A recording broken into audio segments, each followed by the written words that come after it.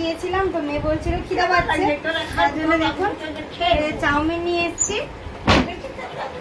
আর চাউমিনটা ঢেলে নিচ্ছি। চাউমিনের সঙ্গে দেখি চাউমিনের সঙ্গে না একটা পাতা সস দিয়েছে দেখুন। আর বর চাউমিন খাবে না বলে চপ নিয়ে এসেছে,